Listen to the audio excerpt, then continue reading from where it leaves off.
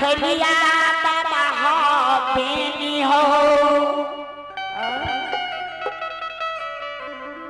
पाथलिया बाबा हो बेनी हो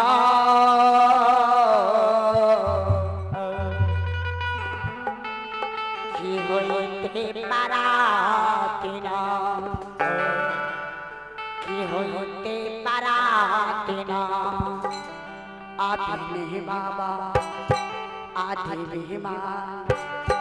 आयनी आए तोरो दारबा जाए मैया होई पारा ए संग है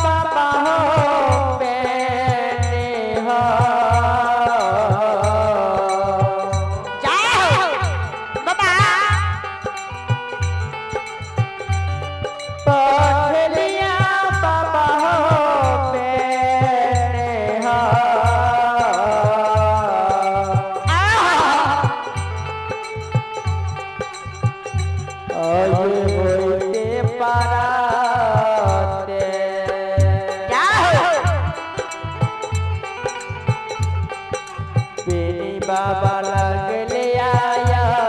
हृदय सय होते बात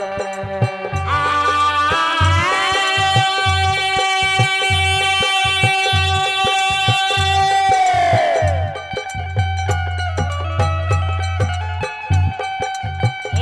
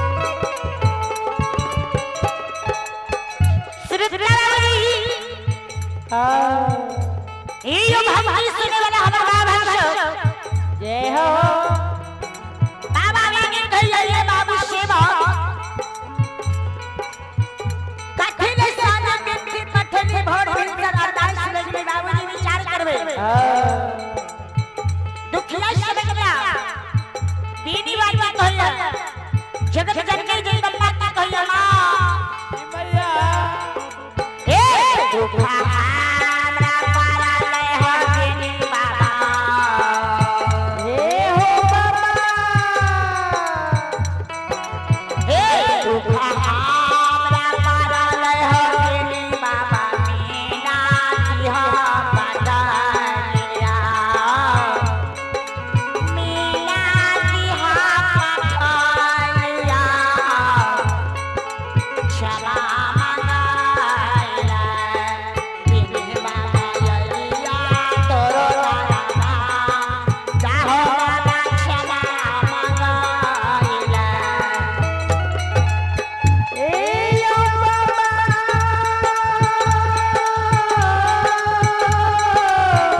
आ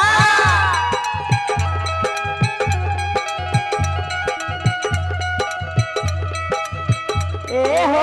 बेनी बाबा हो ई भगवती मामा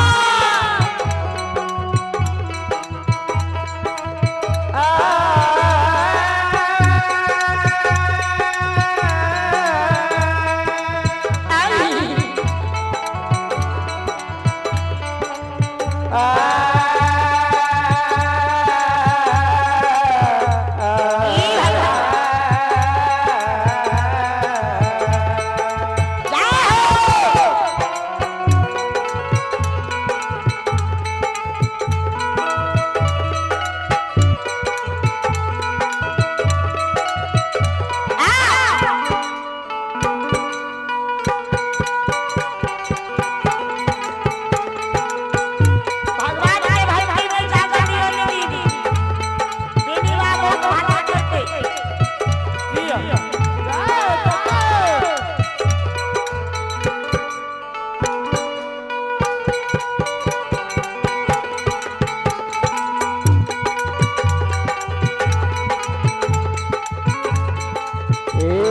हमरा परले हो बेनी बाबा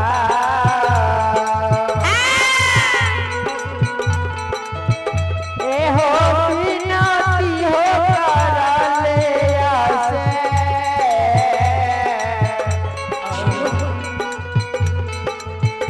ए यो रे मामा के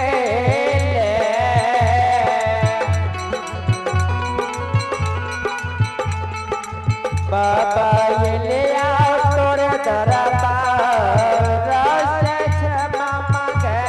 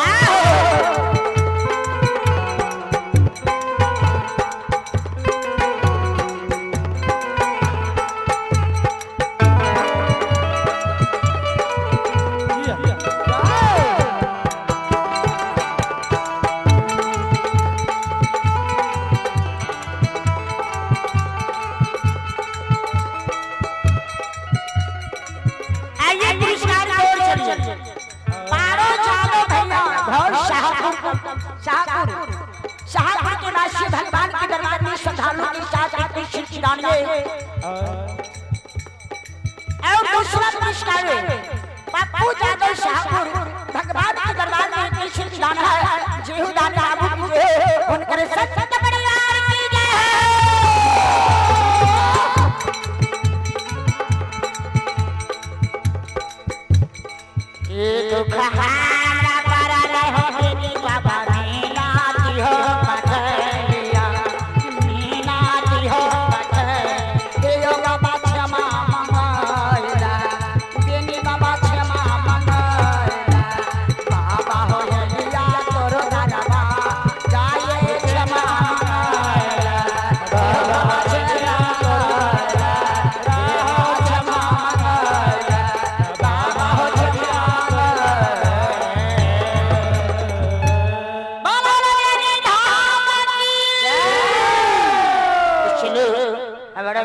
के कहे है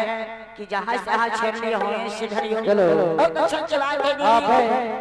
दान करता। हेलो आप है राहुल कुमार और रोहित कुमार, दोनों भाई मिलकर सौंदर्य पुरस्कार इनका मुझे प्रदान किए हैं। जय हो धन्यवाद।